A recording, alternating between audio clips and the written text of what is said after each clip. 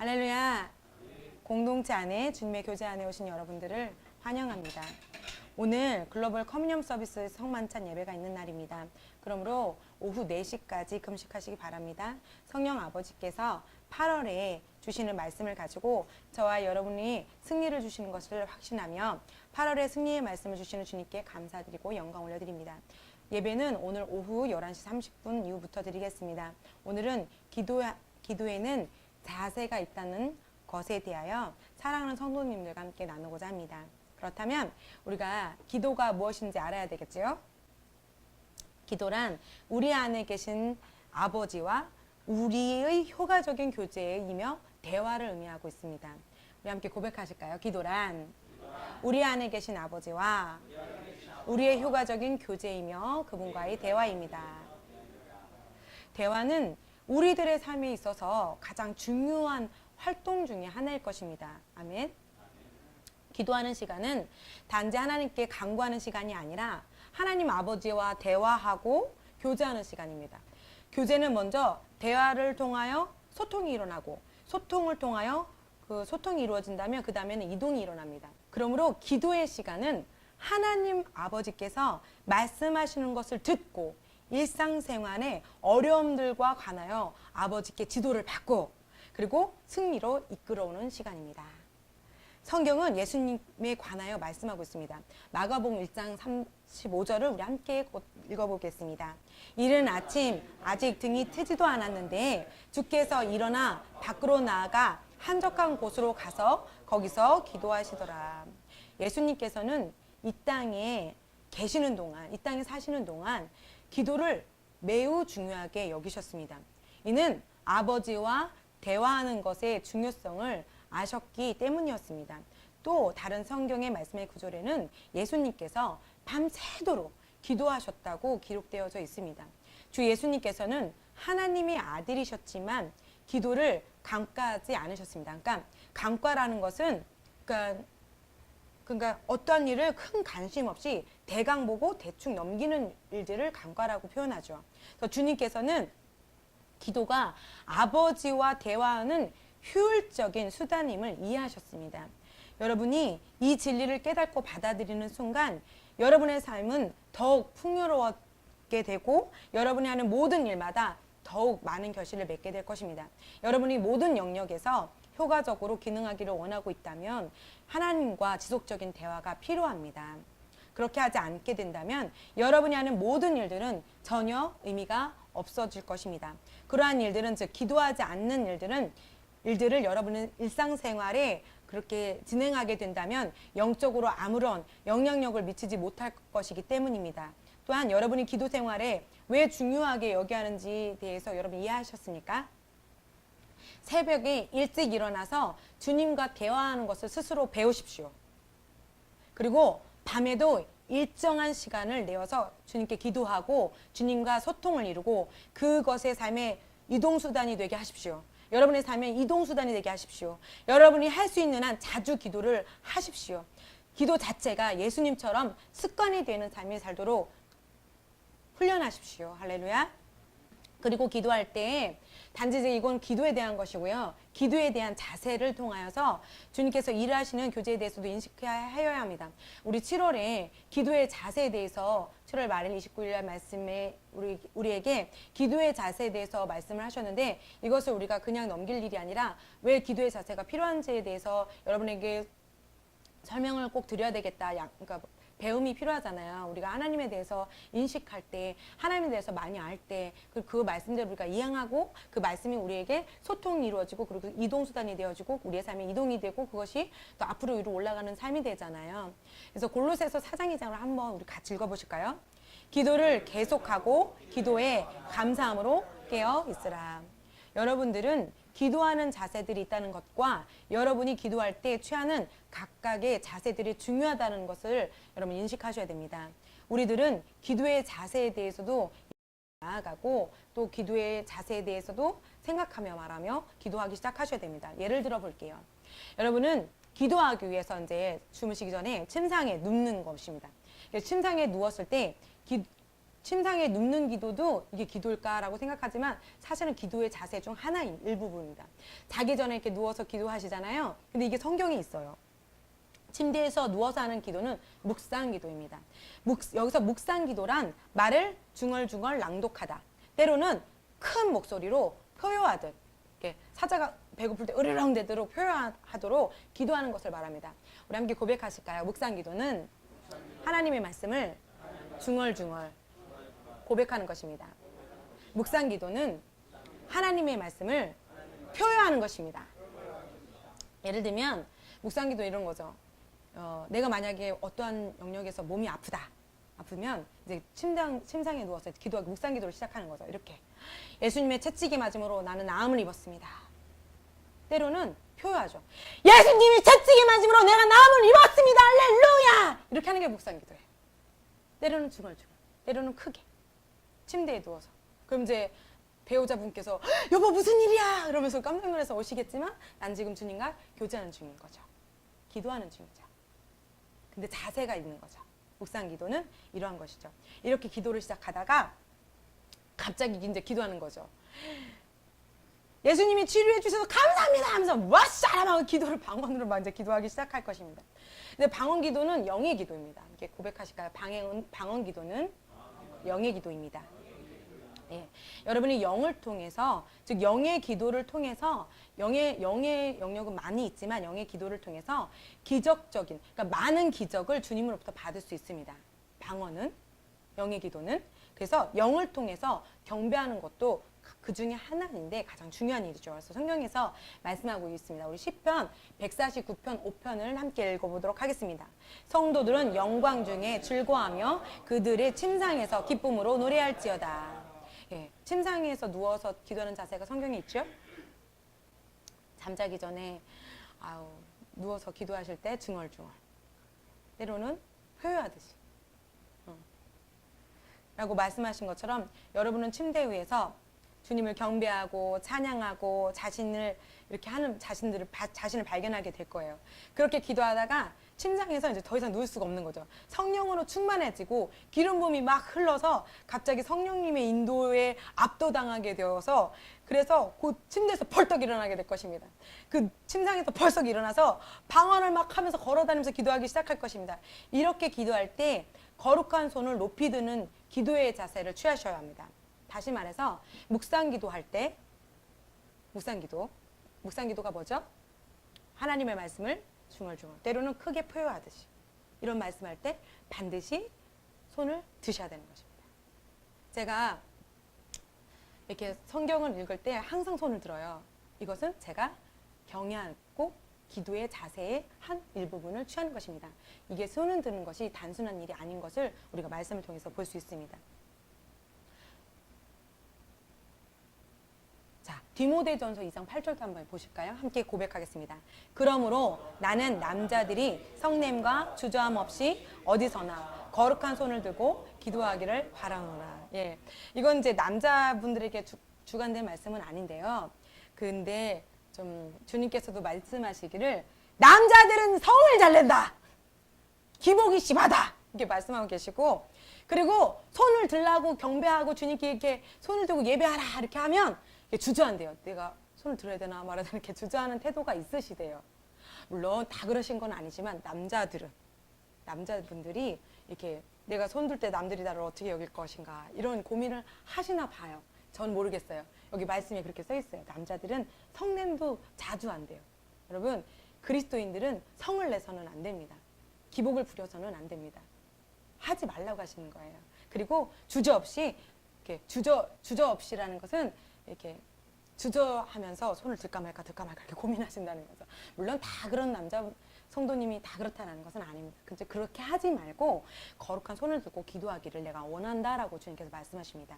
경배하고 기도할 때 여러분의 손을 하나님께 드는 것은 영적으로 깊은 의미가 있으며 또한 하나님께 기쁨을 드리는 것입니다. 시편 141편 2편은 다윗은 이렇게 말합니다. 내 기도가 주 앞에 향처럼 놓이게 하시며 나의 손을 들어 올림이 저녁 희생제 같게 하소서. 다윗은 구약 성도의 시대에 살고 있는 구약 성도였지만 참된 경배에 대한 계시와 자세가 있었습니다. 기도하고 경배할 때 여러분의 손을 주님께 높이 드는 것은 물질적인 희생 제물보다, 그러니까 재정을 많이 헌금하는 것보다 아버지를 더 기쁘게 해드리는 것입니다. 우리들이 주님께 경배할 때마다 우리의 거룩한 손을 높이 들고 이렇게 높이 드는 것을 보고 매우 기뻐하신다면, 하나님 아버지께서 그렇게 기뻐하신다면 이것은 저와 여러분이 고백할 때, 기도할 때, 경배할 때, 찬양을 들어 올릴 때 손을 높이 들어 올려야 하는 것을 진지하게 받아들여야 한다는 의미입니다. 여러분들이 주님께 손을 높이 들고 싶은 느낌이 들든지, 그러한 감정이 들지 않던지, 그러한 기분이 아니든지 여러분의 느낌과 기분은 전혀 상관이 없습니다. 여러분이 가지고 있는 감정과 전혀 상관없이 말씀이 그렇게 하라고 우리에게 지시하고 있으시기 때문에 우리들은 손을 들고 경배와 예배와 찬양을 올려드려야 합니다. 이것이 저와 여러분이 습득해야 하는 훈련입니다. 이 말씀은 영적인 경의 행위이기 때문입니다.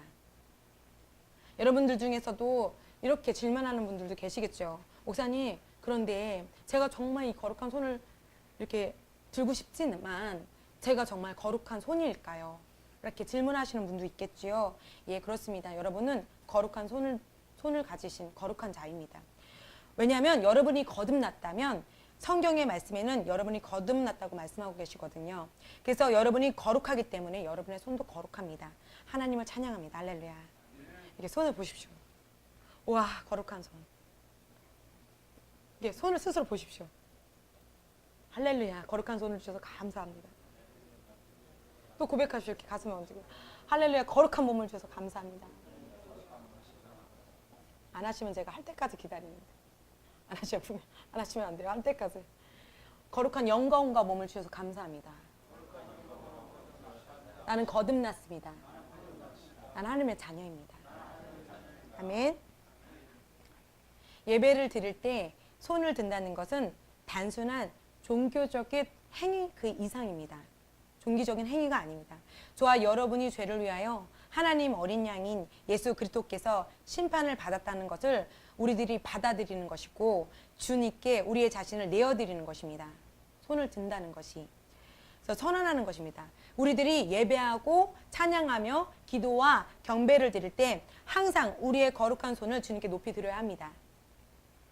이렇게 하는 것을 꾸준히 배우고 훈련한다면 우리들이 성령의 기름 부음과 얼마나 빨리 접촉할 수 있는지 발견하게 될 것입니다. 그 결과로 우리들의 기도와 경배의 시간은 우리가 감히 예상치 못했던 하나님의 임재가 나타나므로 항상 불이 붙을 것입니다. 날마다 이렇게 손을 들고 예배와 찬양과 묵상기도와 기도하는 것을 스스로 배우시고 훈련하십시오. 그리고 스스로가 그러한 기도의 자세를 들이십시오. 에베소서 3장 14절에서 15절에는 바울이 말씀을 우리에게 이렇게 전하고 있어요. 우리 함께 고백하실까요? 이로 인하여 내가 우리 주 예수 그리스도의 아버지께 무릎을 꿇고 비노니 라고 말한 후에 바울 사도가 기도하기 원하는 것에 대해서 명확하게 열거했어요. 이게 우리가 아까 손을 들고 기도하는 것 묵상에 대해서 나눴지만 이제 무릎을 꿇고 기도하는 것에 대해서 나눌 거예요. 무릎을 꿇고 기도하는 것은 여러분이 기도하고자 하는 것에 대해서 구체적이고 명확하게 기도하셔야 됩니다. 다시 말해서 무릎을 꿇고 기도하실 때는 여러분 구체적인 기도 제목을 가지고 무릎을 꿇으시는 거예요. 이해되셨으면 손 좀 들어주세요. 무릎을 꿇는 자세는 구체적인 기도를 가지고 들어오는 거죠. 그래서 무릎을 꿇고 기도할 때는 구체적으로 강구하는 기도입니다. 어떤 그리스도인은 기도할 때 자신이 주님께 구하는 축복을 구체적으로 정하지 않고 오 주님, 주님이 저를 축복해 주시기를 원합니다. 이렇게 막연히 말합니다. 하나님 아버지께서는 우리의 기도를 응답해 주시기를 원하십니다. 옆에 분으로 나누실까요? 하나님 아버지께서는 당신의 기도에 응답하시길 원하십니다.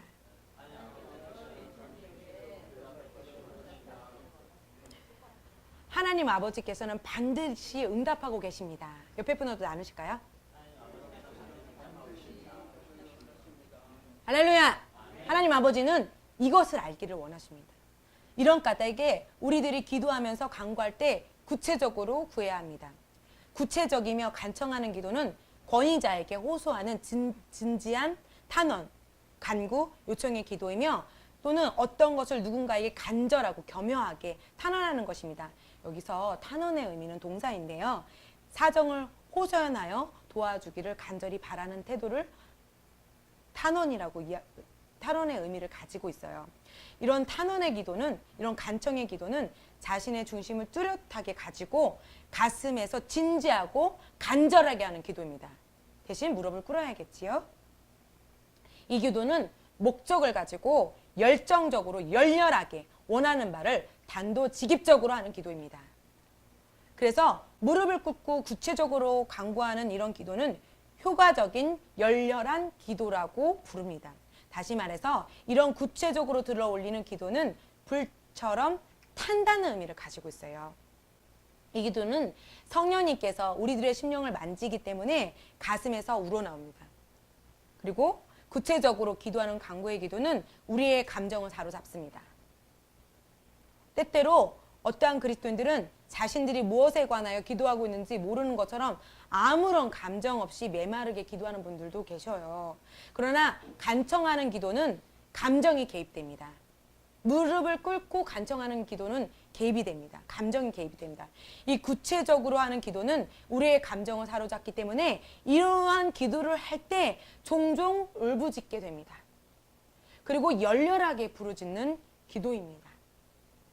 이러한 구체적인 기도를 드릴 때 우리의 자신을 낮추어 주님 앞에 무릎을 꿇고 바닥에 엎드리게 되는 것입니다.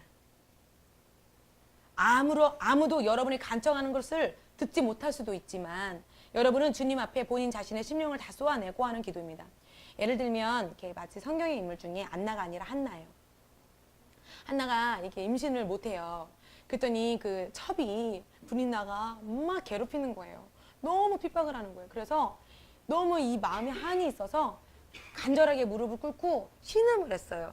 그랬더니 목자님이 오셔서 엘리야라는 선지자님이 오셔서 이 여자야 어디 술 먹고 교회 와서 무릎 꿇고 이렇게 기도를 하냐 말고 혼내켰어요.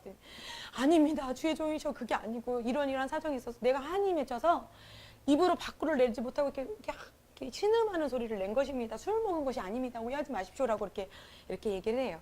여러분 때로는 소리를 지르고 울부짖고 이렇게 기도할 때도 있지만 이 간청인 기도는 다른 사람이 못 알아들을 수도 있어요. 왜냐하면 이 안에서 나오기 때문에. 막 고백하면서 크게 소리를 지르며 기도할 수도 있지만 이 무릎을 꿇고 간절히 주님이 이 부분에 대해서 호소합니다. 이 부분에서 치료를 원합니다. 이 부분에서 재정을 돌려주시기 원합니다. 이 부분에서 탄원을 받기를 원합니다라고 기도하는 거죠. 물론 나를 위해서 기도할 수 있지만 누군가를 위해서도 기도할 수 있겠죠.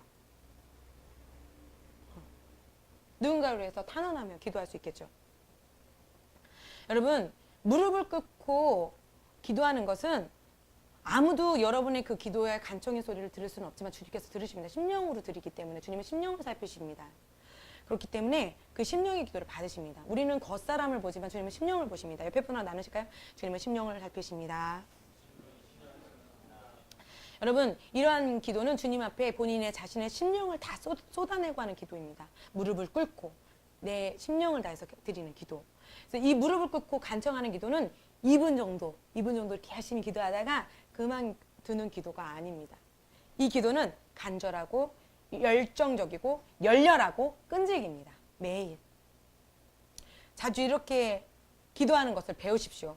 또 무릎을 꿇고 기도하는 것을 구체적인 간청의 기도를 가지고 주님의 강력한 능력을 역사하기 때문에 그 기도 제목을 가지고 집중해서 주님 앞에 무릎을 꿇고 기도를 하십시오. 여러분 스스로가 몸을 단련하십시오. 훈련하십시오. 할렐루야. 그리고 다음으로는 서서 하는 기도 자세가 있습니다. 서서 하는 기도 자세. 마가복음 11장 25절에서 예수님께서 서서 기도할 때 자세에 대해서 말씀하셨습니다. 우리 함께 고백하실까요? 너희가 서서 기도할 때 만일 어떤 사람과 적대 관계에 있다면 그를 용서하라. 자, 서서 하는 기도 고백하시겠습니다. 서서 하는 기도. 제가 이거 다 여쭤볼 거예요.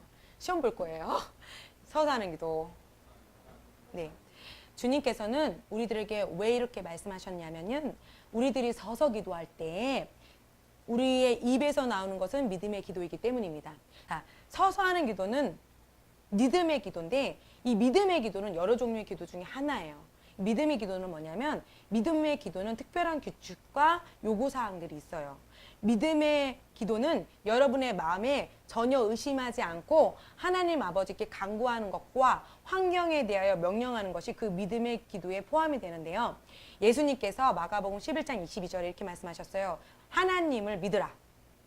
이것을 주석으로 가지고 들어가면 하나님의 믿음을 가져라 라고 읽을 수 있음을 보여줘요. 하나님을 믿으라라는 것은 하나님의 믿음을 가져라. 다시 말하면 하나님의 믿음과 같은 믿음을 가져라. 이렇게 말씀하시는데 여러분 하나님이 태초에 창조하셨어요. 천지를 창조하셨어요. 믿으시면 아멘. 주님께서 이렇게 말씀하셨어요. 빛이 있으라. 별들은 우주의 모든 우주개들은 그 자리에 있어라. 땅이 있으라. 물이 있으라. 이 명령하셨는데 주님께서 믿음의 기도를 할 때에 의심하시지 않으셨어요. 빛이 있으라 라고 말할 때 그것이 그대로 될 것을 믿으셨어요. 그렇게 하나님의 믿음을 가져라. 예? 내가 이 기도를 하면 치료가 될까 안 될까, 치료가 될까 안 될까, 그게 아니라 하나님의 예수 그리스도께서 너를 위하여 채찍에 맞으면 너는 치료를 받았다라고 말씀하시잖아요. 믿음의 기도는 치료 받았다라고 말하는 거예요. 하나님께 적용시키는 초자연적인 믿음을 가져라. 하나님께서 초자연적인 영역으로 말씀하신 것처럼 너도 그렇게 말하라. 이렇게 말씀하신 것을 예수님께서 말씀하셨어요. 왜 본문 말씀에서 믿다, believe, 믿다라는 단어는 두 개의 앵글로색슨이라는 단어로부터 만들어진 동사예요. 첫 번째는 어떤 것이 존재한다고 받아들이다라는 의미를 갖고 있어요. 두 번째로는 그렇게 행동하다는 의미를 갖고 있어요. 이 둘을 합치면 어떤 것이 존재한다고 받아들이고 그렇게 행동하다라는 의미예요. 그러므로 믿다라는 단어는 소유하게 만드는 행동의 단어입니다. 그럼 믿는 자는 단지 소망의 영역에서만 살고 있는 자가 아니라 소유한 자, 가진 자를 의미합니다. 다시 말해서 믿다라는 것은 어떤 것이 존재하다고 받아들인 거예요. 그러나 믿음의 기도를 확신 있게 드린다 하더라도 먼저 우리가 누군가를 용서해야 합니다. 믿음의 기도를 할 때는 먼저 서서 기도하는 것이고 먼저 우리가 누군가를 용서해야 합니다. 서서 기도를 드릴 때 그것은 우리들의 믿음의 기도를 드리고 있다는 것인데 주님께서는 우리들이 이 믿음의 기도를 드릴 때에 어떤 누구에게서라도 용서하지 못한 마음을 품어서는 안 된다고 재빨리 경고하고 있으십니다. 우리들은 사랑 안에서 해야 합니다. 사랑 안에서 기도해야만이 우리들의 기도가 효력이 있게 됩니다. 사랑은 잘못을 기억하지 않습니다. 그러니까 서서 기도하는 것이고요. 믿음의 기도라는 것인데 그 믿음의 기도는 반드시 응답이 됩니다. 그 믿음의 기도는 반드시 응답이 되는데 단지 해야 할 일은 뭐냐면 여러분 용서해야 합니다. 에베소서 4장 31절을 고백하겠습니다. 함께 보시겠습니다. 모든 신랄함과 분개와 분노와 고함치는 것과 욕설을 모든 악의와 함께 너희로부터 버리라. 너희는 서로 친절하고 다정다감하며 서로 용서하되 하나님께서 그리스도를 위하여 너희를 용서하신 것이 하라. 아멘. 용서해야 한다고 설교를 할 때 어떠한 그리스도인들은 이렇게 말하는 사람들도 있습니다. 이러한 사람이 저에게 심한 상처를 주었어요. 저는 그를 용서했지만 그가 나에게 한 그러한 행동 자체는 정말 도저히 잊어버릴 수가 없어요. 이렇게 말하지만 이것은 용서가 아닙니다. 하나님의 자녀로서 우리들은 하늘 아버지처럼 행동해야 합니다. 하나님 아버지께서 우리의 죄를 가지고 나와 그러한 죄들을 회개한다면 하나님 아버지께서는 잘못을 절대로 기억하지 않으시는 성품을 가지고 계십니다. 용서하지 않는 것, 원한, 분노 이런 것은 우리의 삶을 무색하게 할 것입니다. 여러분들의 삶에 있어서 하나님의 아름다움을 보기 원한다면 그리고 여러분들의 기도가 그 어떤 것도 응답되는 것을 원한다면 여러분들은 다른 사람의 잘못을 즉시 용서해야 합니다. 다른 사람을 대적하는 악이나 원한을 품고 있는 것을 거부하십시오. 그럼에도 불구하고 용서한다. 내가 용서하노라. 오동관 목사님처럼 10억을 요구하지 않아서 얼마나 감사한지요. 그죠? 10억을 요구하면서까지 그렇게 용서를 하라고 하시면 또 해야 되잖아요. 우린 그런 거 아니니까 용서만 하면 되잖아요. 그죠? 그리스도인으로서 항상 사랑 안에서 행하고 다른 사람들이 여러분에게 어떠한 잘못을 저질렀다 하더라도 그 사람들을 용서하기로 단호하게 여러분 선택하셔야만 합니다. 우리들의 삶은 어느 곳에서도 시기하고 싫어하고 원한을 품는 사람이 없도록 결심하십시오. 여러분의 인생에 있어서. 여러분 주변의 사람들로부터 미움이나 증오를 받았다 하더라도 그런 것과 상관없이 우리들은 그들을 미워하지 않고 사랑해야 할 의무가 있습니다. 그러므로 여러분에게 상처를 입히고 잘못을 저지른 사람들을 용서하는 것을 배워야 합니다.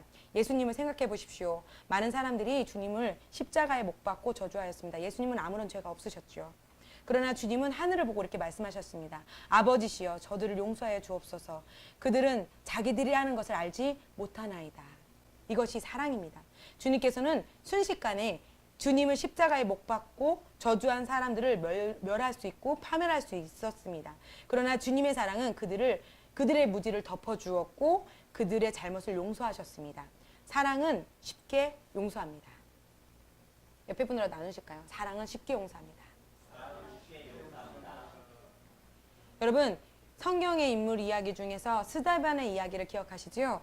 유대인들은 스데반의 집사가 예수님을 전하고 영혼구원과 복음 전파로 인하여서 그 이유 하나 때문에 스데반을 거짓 고소하고 사형을 언도하였습니다.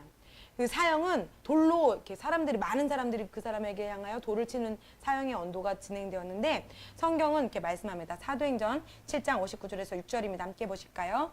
그들이 스데반을 돌로 치니 그가 무릎을 꿇고 큰 소리로 부르짖기를 주여 이 죄를 그들에게 돌리지 마옵소서 라는 말을 하고 잠드니라. 이게 잠드니다 라고 말씀하신 생명이 이제 죽은 거죠. 이것이 사랑입니다. 스데반은 죽음의 순간에서도 하나님께 자신의 일에 대하여 복수해 달라거나 자기를 고소한 자들을 벌해 달라고 간구하지 않았습니다. 스데반은 죽어가는 그 순간에도 하나님께서 자신을 죽이고 있는 그들의 죄를 용서해 달라고 기도했습니다. 함께 고백하겠습니다. 사랑은 용서합니다. 사랑은 쉽게 용서합니다. 성경의 인물들의 이야기를 바라볼 때 우리의 삶을 스스로가 말씀을 통해서 바라보시고 누구에 대해서든지 원망하는 것이 전혀 없다고 여러분이 담대하게 혹시 말씀하실 수 있나요?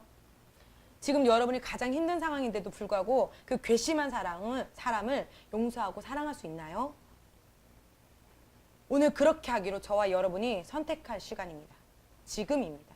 할 수 있습니다. 주님이 도우십니다. 서서 기도하는 자세를 갖고 기도할 때에 저와 여러분이 용서하지 못했던 사람들을 용서하기로 마음을 갖게 된다면 오늘 용서하지 못했던 그 묶였던 감정이 용서할 수 있는 아름다움의 사랑의 기적으로 일어날 것입니다. 이러한 기적이 나타나는 이유는 우리들이 그렇게 할 수 있기 때문입니다. 성경에서 하나님의 사랑이 성령에 의하여 우리의 심령에 부어졌다고 말씀합니다.